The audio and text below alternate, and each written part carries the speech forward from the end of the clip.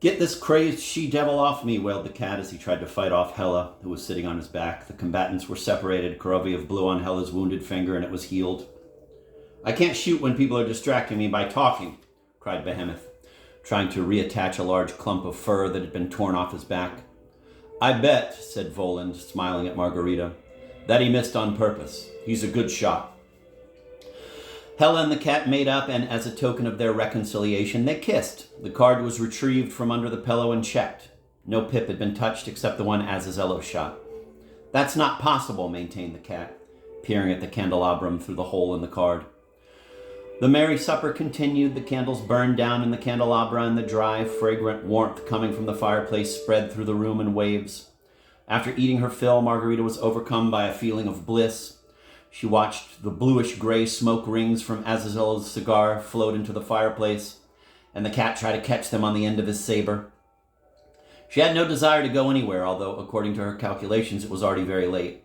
Everything considered, it seemed to be approaching 6 in the morning. Taking advantage of the pause, Margarita turned to Voland and said timidly, I should probably go. It's late.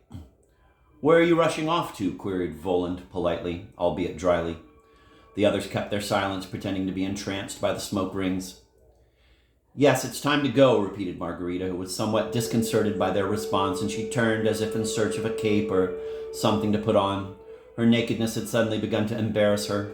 She got up from the table. Voland quietly removed his soiled and threadbare robe from the bed, and Koroviev threw it over Margarita's shoulders. Thank you, Mazir, said Margarita in barely audible tones, and she gave Voland a questioning look. He responded with a polite and non-committal smile. Black anguish immediately threatened to engulf Margarita's heart. She felt cheated. No one, it seemed, had any intention of rewarding her for her services at the ball, nor did they wish to stop her from leaving. And yet it was perfectly obvious to her that she no longer had any place to go. A fleeting thought that she might have to go back to her house sent a jolt of despair through her. Should she ask for something for herself, as Azazello had so temptingly suggested, in the Alexandrovsky Park? No, not for anything, she said to herself. All the best to you, Mazir, she said aloud, all the while thinking, if I can just get out of here, I'll go down to the river and drown myself. Do sit down, came Voland's sudden command. A change came over Margarita's face, and she sat down. Perhaps you wish to say something before you go. No, nothing, Mazur, replied Margarita proudly. Except, of course, that if you still have need of me, I'm happy to be of service. I'm not in the least bit tired, and I thoroughly enjoyed myself at the ball. So much so that if it had lasted longer, I would have been glad to let thousands more murderers and gallows birds kiss my knee. Her eyes filling with tears, Margarita looked at Voland as through a veil. I want to pause for a moment here and say this is a reiteration of a situation that the writer Bulgakov had with Joseph Stalin, where Joseph Stalin asked him if he wanted to leave Russia. And he said, no, I can't be of service to my country unless I'm in Russia.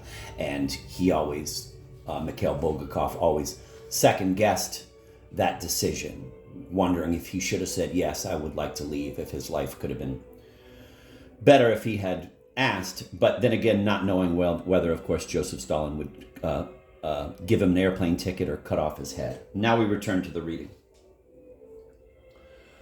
Bravo, you're absolutely right, said Voland in a fearsome, booming voice. That's the way, echoed Voland's retinue. We've been testing you, Voland continued. Never ask for anything, not ever, not for anything, especially from someone who's more powerful than you are. They will offer and grant everything themselves. Sit down, proud woman. Voland tore the heavy robe from Margarita's shoulders, and again she found herself sitting next to him on the bed. And so, Margot, continued Voland, softening his voice, what would you like in return for having served as my hostess today? What do you wish for having gone naked at the ball? What value do you put on your knee? What damages did you incur from my guests, whom you just referred to as gallows birds? Speak, and do so without constraint, since it is I who have made the offer. Margarita's heart began to pound. She heaved a sigh and started to collect her thoughts. Come now, show more courage, prompted Voland. Arouse your imagination, give it free rein. Just witnessing the murder of that inveterate scoundrel of a baron would earn someone a reward, especially if that someone is a woman. Well, Margarita's breath caught in her throat, and just as she was about to say the cherished words she had prepared in her soul, she suddenly turned pale, her mouth opened, and her eyes bulged. "Frida! Frida! Frida!" cried an insistent, beseeching voice in her ears. "My name is Frida." And Margarita, stumbling over her words, began speaking. "So that means then that I can ask for one thing. Demand, my donna," replied Voland with an understanding smile. "Demand one thing." Oh, how adroitly and precisely did Voland emphasize one thing in repeating Margarita's words. Margarita sighed again and said, "I want them to stop giving Frida the handkerchief she used to smother the baby." The cat raised his eyes skyward and sighed noisily, but said nothing, evidently recalling how his ear had been tweaked at the ball. "Ruling out the possibility," Voland grinned, "that you've taken a bribe from that fool Frida, which would not be in keeping with your queenly dignity. I really don't know what to do. I suppose there's one thing. Get hold of some rags and plug up all the cracks in my bedroom." "What are you talking about, Messire?" asked Margarita, perplexed by these truly baffling words. "I agree with you completely, Messire," interjected the cat. "Rags are just what you need." And with that, he pounded his paw on the table in irritation. "I'm talking about mercy," said Voland, explaining his words, his fiery eyes still fixed on Margarita. "Sometimes it unexpectedly and insidiously slips through the narrowest of cracks. That's why I mentioned the rags." "And that's what I was talking about too," exclaimed the cat. And just to be safe, he turned away from Margarita and covered his pointed ears with paws smeared in pink cream. "Get out of here," Voland said to him. "I haven't had my coffee yet," replied the cat, "so how can I leave? Surely, Monsieur, on a holiday night like this, you're not dividing your dinner guests into two categories, are you? Some of first grade and others of second grade freshness, as that pathetic cheapskate of a bar manager would say." "Be quiet," ordered Voland. And turning to Margarita, he asked, "Are you, everything considered, an exceptionally kind person? Highly moral?" "No," replied Margarita forcefully. "I know one has no choice but to be frank with you, and I'll tell you frankly. I'm a thoughtless person. I asked you on Frida's behalf only because I was careless enough to give her real hope. She's waiting, Messire. She believes in my power. And if her hope is betrayed, I'll be in an awful position. I'll have no peace for the rest of my life. It can't be helped. It just happened that way." "Oh," said Voland, "that's understandable. So will you do it?" asked Margarita softly. "No, never," answered Voland. "The fact is, dear Queen, there's been a slight mix-up here. Each department should concern itself with its own business.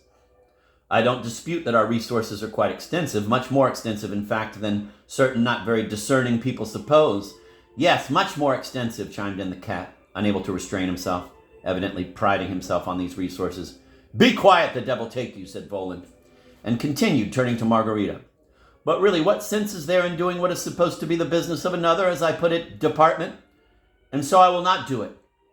But you shall." "Do I really have the power?" Azazello gave Margarita an ironical sidelong glance and snorted with an imperceptible shake of his red head. "So do it then. This is torture," muttered Voland. He gave his globe a turn and began focusing on some detail there, evidently preoccupied with another matter during his conversation with Margarita. "Well, say Frida," prompted Koroviev. "Frida!" came Margarita's piercing cry. The door flew open, and a disheveled, naked woman with frenzied eyes, but no longer showing any signs of intoxication, burst into the room and stretched out her hands to Margarita, who said majestically, "You are forgiven. You will not be given the handkerchief anymore." Frida let out a wail, fell prostrate on the floor, stretched out like a cross in front of Margarita. Voland waved his hand, and Frida vanished from sight. "Thank you and farewell," said Margarita, and got up to go. "Well, Behemoth," began Voland, "let's not take advantage of an impractical person's folly on a holiday night." He turned to Margarita. And so that didn't count because after all I did nothing. What do you want for yourself? Silence ensued, and it was broken by Koroviev, who whispered in Margarita's ear, "My diamond, Donna, I advise you to be a little more sensible this time. Otherwise, good fortune may pass you by." "I want this very instant, right now, to have my lover, the master, returned to me," said Margarita, and a spasm contorted her face. At this point, a wind tore into the room with such force that the candles in the candelabra almost blew out. The heavy curtain on the window moved aside, and the window flew open, revealing high up in the distance a full moon, but a midnight moon rather than a morning one. A greenish square of a nocturnal light fell from the windowsill onto the floor, and in it appeared Ivan's night visitor, who called himself the Master. He was in his hospital clothes, a robe, slippers, and the little black cap he never parted with. His unshaven face twitched in a grimace. He looked askance, with crazy, fearful eyes at the light from the candles, and a flood of moonlight seethed around him. Margarita recognized him immediately. She let out a moan, clasped her hands, and ran to him. She kissed his forehead, his lips, pressed her face against his prickly cheek, and long pent-up tears streamed freely down her face. She uttered only one word, senselessly repeating it over and over. "You, you, you." The Master pushed her away and said in a hollow voice, "Don't cry, Margot. Don't torment me. I'm seriously ill." He grabbed hold of the windowsill, as if intending to jump up on it and run, stared, baring his teeth at the seated company, and began to shout, "I'm frightened, Margot. I've started having hallucinations again." Sobs stifled Margarita, and she whispered, choking on her words, "No, no, no. Don't be afraid of anything. I'm with you. I'm with you." Deftly and unobtrusively, Koroviev pushed a chair over to the Master, who sat down on it. Koroviev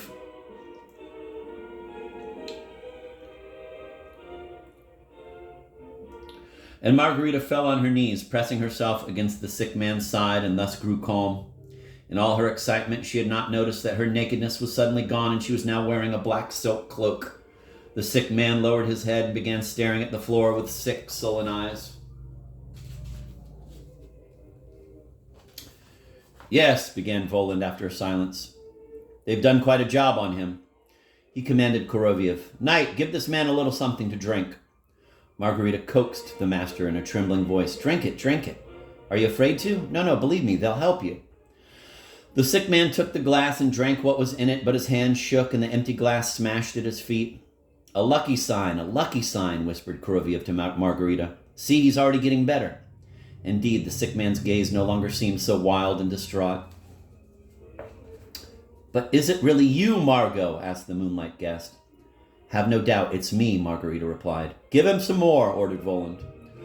After the Master had drained a second glass, his eyes looked alive and comprehending. "Well, now, that's something else entirely," said Voland, narrowing his eyes. "Now let's talk. Who are you?" "Now I am no one," replied the Master, his mouth twisted in a smile. "Where did you just come from?" "From an insane asylum. I'm mentally ill," replied the newcomer.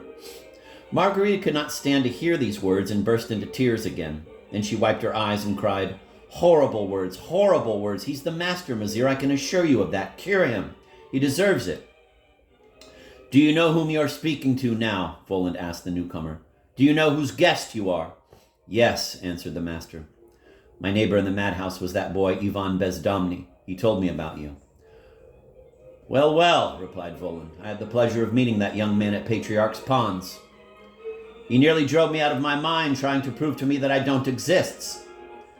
But you, do you believe that it's really me?" "I have to believe that," said the newcomer, "although it would, of course, be a lot more soothing to regard you as a product of my hallucinations." "Excuse me," added the Master, catching himself. Well, if it's more soothing, then by all means do so," replied Voland politely. "No, no," said Margarita fearfully, shaking the Master by the shoulder. "Come to your senses, it really is him." The cat put in a word here as well. "But I really do look like a hallucination. Look at my profile in the moonlight." The cat crawled into a strip of moonlight and wanted to say something else, but was asked to be quiet, so he replied, all right, I'm ready to be quiet. I'll be a silent hallucination," and fell silent.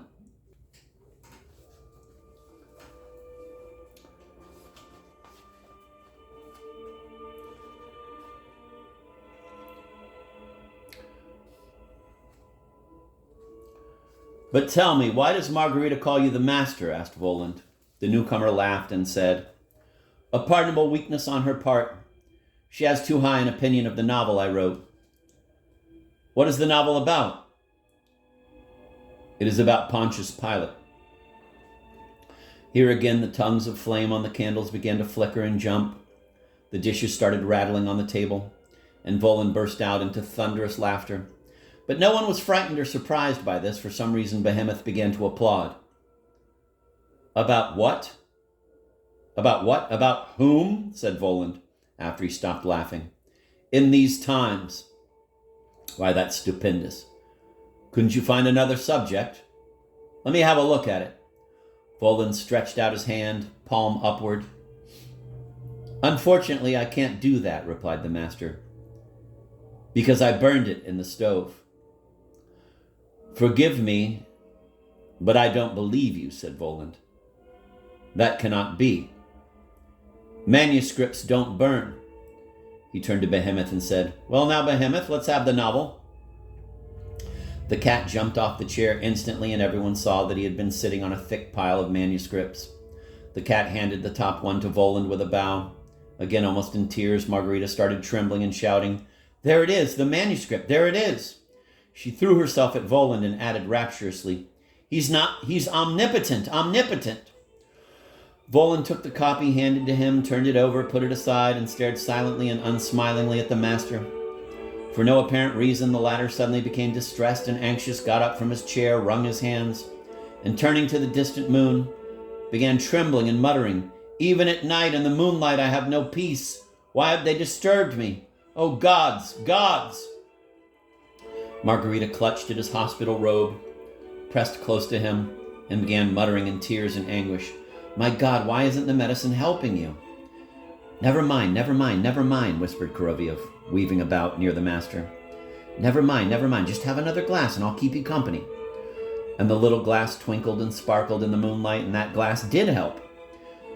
They sat the master in his place, and the sick man's face became calm. Well, now everything is clear, said Voland, drumming on the manuscript with his middle finger. Totally clear, confirmed the cat, having forgotten his promise to be a silent hallucination. The gist of this opus is now completely clear to me. What do you say, Azazello? He said, turning to the silent Azazello. I say, said the latter in a nasal twang, that it would be a good idea to drown you. Have mercy, Azazello, replied the cat, and don't give my master any ideas. Take my word for it. I'd appear to you every night wearing the same moonlight garb as the poor master here, and I'd back into you and lure you into following me. How would you like that, O Azazello? Well, Margarita, said Voland, joining the conversation once again. Tell me everything. What do you want? Margarita's eyes flashed, and she addressed Voland imploringly. May I have a word with him? Voland nodded, and Margarita leaned over to the master and whispered something in his ear. One could hear his reply to her, no, it's too late. I want nothing more in life except to see you, but my advice to you is still the same. Leave me. If you stay with me, you'll be lost too. No, I won't leave you, answered Margarita, and she turned to Voland. I ask that we be returned to the basement apartment on the side street near the Arbot, and that the lamp be lit, and that everything be just as it was. Here the master laughed, wrapped his arms around Margarita's long, disheveled, curly head, and said, don't listen to the poor woman, Mazir. Someone else has been living in that basement for a long time now, and besides, as a rule, things can't go back to what they were. He rested his cheek against his beloved Margarita's head, embraced her, and began murmuring, my poor thing, my poor thing. Can't be as they were, you say, said Voland. That's true, but we'll give it a try. And he said, Azazello! Immediately from the ceiling there fell on the floor a bewildered and nearly deranged citizen clad only in his underwear, who was for some reason wearing a cap and holding a suitcase. The man was shaking and turning gray with fright. Are you Magarich? Azazello inquired of the one who had fallen from the sky. Aloysi Magarich, the latter replied, trembling. Are you the one who read Latunsky's article on this man's novel and then filed a complaint against him, saying that he had illegal literature in his possession? Asked Azazello. The newly arrived citizen turned blue and burst into repentant tears. Was it because you wanted to move into his apartment? Asked Azazello in his most cordial nasal twang. Heard in the room was the infuriated cat hissing and Margarita howling. Know the witch, know her, as she dug her nails into Alozi Mariga's face. A scuffle ensued. What are you doing? Screamed the master in agony. Margot, don't disgrace yourself. I protest, this is no disgrace, yelled the cat. Kuroviev pulled Margarita away. I had a bathroom put in, cried the bloodied Margaret, his teeth chattering and terrified. He started babbling some nonsense. The whitewashing alone, the sulfuric acid. Well, it's good a bathroom's been added, said Azazello approvingly. He needs to take a bath. Then he shouted, Be gone! Mogorich was then turned head over heels and propelled out of Volan's bedroom through the open window. The master's eyes popped and he said under his breath, Why, that's even neater than what Ivan said about him. Utterly shaken, he looked all around and finally said to the cat, Excuse me, was it thou, or you, sir? He corrected himself, not sure whether to use the intimate or polite form of address to the cat. Are you, sir, the same cat who got on the streetcar? I am, confirmed the cat, flattered, and he added, It's nice to hear you address a cat so politely. For some reason, cats are usually addressed with the familiar thou, despite the fact that no cat has ever drunk Bruderschraft with anyone. It seems to me for some reason that you, sir, are not an ordinary cat, replied the master hesitantly. They'll still notice that I'm gone at the hospital, he added timidly to Voland. Well, why would they notice that? Replied Voland reassuringly. And then some books and papers appeared in his hands. Are these your medical records? Yes. Kuroviev threw them into the fireplace. No documents, no person, said Kuroviev with satisfaction. And is this your landlord's tenant's register? Yes. Who's registered in it? Alozi Mogorich. Kuroviev blew on one of the pages of the tenant's register. There, he's gone. And please note, never was there. And if your landlord acts surprised, tell him Alozi was someone he dreamt about. Mogorich? What Mogorich? There was never any Mogorich. Here, the tied and secured register evaporated from Kuroviev's hands. And now it's back on the landlord's desk. You are absolutely right, said the master, impressed by the neatness of Kuroviev's work. When you said no documents, no person, so that means I don't exist since I don't have any documents? I beg your pardon, cried Kuroviev. That really is a hallucination.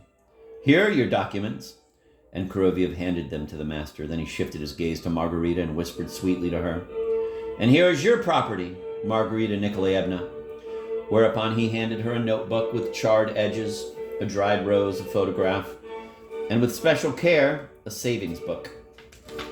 Here's the 10,000 ruble deposit you made, Margarita Nikolaevna. We have no need of other people's money. I'd rather have my paws wither and fall off than touch what belongs to someone else, exclaimed the cat in puffed up tones, dancing on top of the suitcase to flatten down all the copies of the ill-starred novel.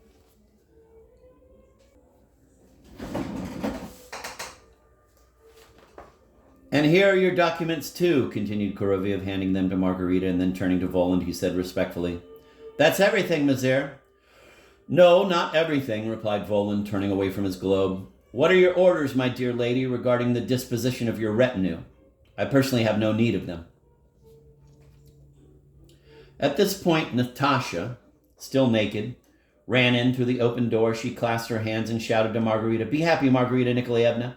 She nodded in the direction of the master and again turned to Margarita. You see, I always knew you were going.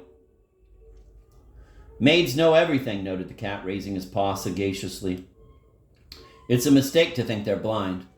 What do you want, Natasha? Asked Margarita. Go back to the house. Darling Margarita Nikolaevna, began Natasha imploringly, getting down on her knees. Ask them.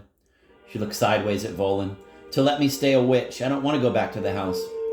Not for an engineer, not for a technician. Yesterday at the ball, Monsieur Jacques made me an offer. Natasha opened her hand, revealing some gold coins. Margarita cast a questioning glance at Voland. He nodded. Then Natasha threw herself on Margarita's neck, gave her a loud kiss, and flew out of the window with a triumphant whoop. In Natasha's place appeared Nikolai Ivanovich. He had assumed his former human form, but he was extraordinarily glum, and even perhaps annoyed. "Here's someone I shall dismiss with special pleasure," said Voland, looking disgustedly at Nikolai Ivanovich. "With exceptional pleasure, since he's totally superfluous here." "Please give me a certificate," began Nikolai Ivanovich, looking around wildly, but speaking with great insistence. "Stating where I spent last night." "For what purpose?" asked the cat sternly. "To give to the police and to my wife," was Nikolai Ivanovich's firm response. "We usually don't give certificates," said the cat with a frown. "But all right, for you, we'll make an exception." Before Nikolai Ivanovich could realize what was happening, the nude Hella was at the typewriter, taking dictation from the cat. "I hereby certify that the bearer of this note, Nikolai Ivanovich, spent the night in question at Satan's ball, having been lured there in a transportational capacity," Hella put in parentheses, "and write, Hog, signed, Behemoth." "And the date?" squealed Nikolai Ivanovich. "We won't put in the date, otherwise the document will be null and void," retorted the cat, scribbling his signature. He got a seal from somewhere, breathed on it in the customary fashion, affixed a seal saying, "Paid," and handed the paper to Nikolai Ivanovich. After this, the latter disappeared without a trace, and in his place appeared another unexpected figure. "So who's this now?" asked Voland squeamishly, shading his eyes from the glow of the candles. Veronuka hung his head, sighed, and said softly, "Let me go back. I'm not capable of being a vampire. Hella and I almost left Rimsky a goner. I'm just not bloodthirsty enough. Let me go." "What's all this raving?" asked Voland with a frown. "Who's this Rimsky? And what's this nonsense all about?" "You needn't trouble about this, Monsieur," replied Azazello, and he turned to Veronuka. "Don't be rude on the phone. Don't tell lies on the phone. Got it? Will you stop doing that?" Veronuka's head was spinning from joy. His face began to glow. And without knowing what he was saying, he mumbled, "As God is my... that is, I want to say you're hot. Right after dinner." Veronuka pressed his hands to his chest and looked pleadingly at Azazello. "All right then, go home," the latter replied, and Veronuka melted away. "Now everyone leave me alone with them," ordered Voland, indicating the Master and Margarita. Voland's order was immediately obeyed. After a brief silence, Voland addressed the Master. "So you're going back to the basement apartment of the Arbat, is that it? What about your writing, your dreams, your inspiration?" "I no longer have any dreams or inspiration either, for that matter," replied the Master. "Nothing around me interests me except her." He again put his hands on Margarita's head. "They've broken me. I'm depressed, and I want to go back to my basement." "What about your novel? What about Pilot?" "It's hateful to me, that novel," answered the Master. "I suffered too much because of it." "I implore you," begged Margarita sorrowfully. "Don't talk that way. Why are you torturing me? You know that I put my whole life into your work." And turning to Voland, she added, "Don't listen to him, Monsieur. He's just worn out." "But shouldn't you be writing about something?" said Voland. "If you've run out of things to say about the procurator, well, write about somebody else, that fellow Aloisi, for example." The Master smiled.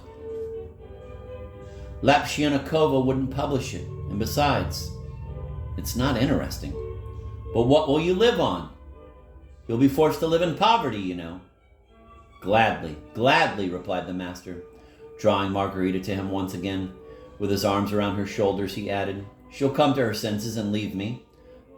"I don't think so," said Voland through his teeth, and continued, "And so the man who wrote the story of Pontius Pilate intends to go off to his basement and live there in poverty by his lamp. Is that right?" Margarita detached herself from the Master's embrace and began speaking very heatedly. "I did everything I could, and I whispered to him the most tempting thing of all, and he refused it."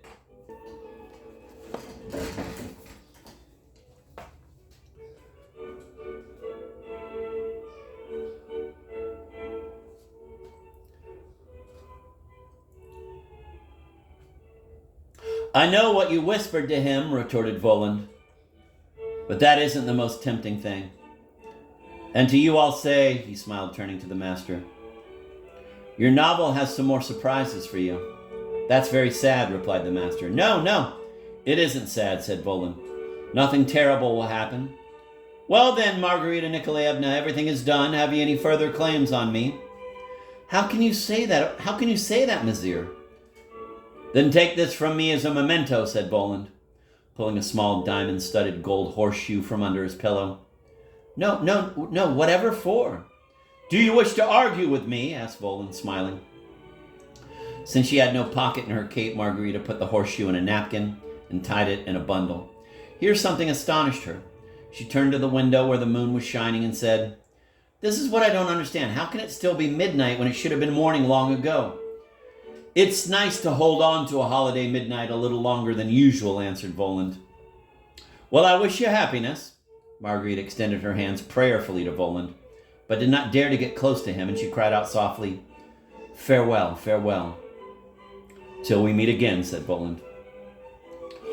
And Margarita, in her black cape, the master in his hospital robe, stepped out into the hallway of the apartment of the jeweler's wife, where a candle was burning and where Voland's retinue was waiting for them. When they set out down the hall, Hella was carrying the suitcase containing the novel and Margarita Nikolaevna's meager belongings. And the cat was helping Hella. At the door of the apartment, Koroviev bowed and disappeared. While the others accompanied them down the stairs, the staircase was deserted. As they were crossing the third-floor landing, they heard a soft thud, but no one paid any attention to it.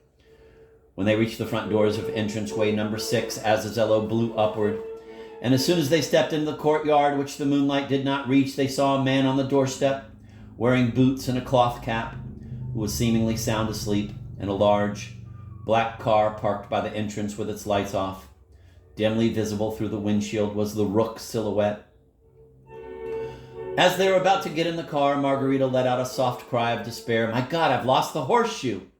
Get in the car, said Azazello, and wait for me. I'll come right back as soon as I find out what happened. And he went back to the front door.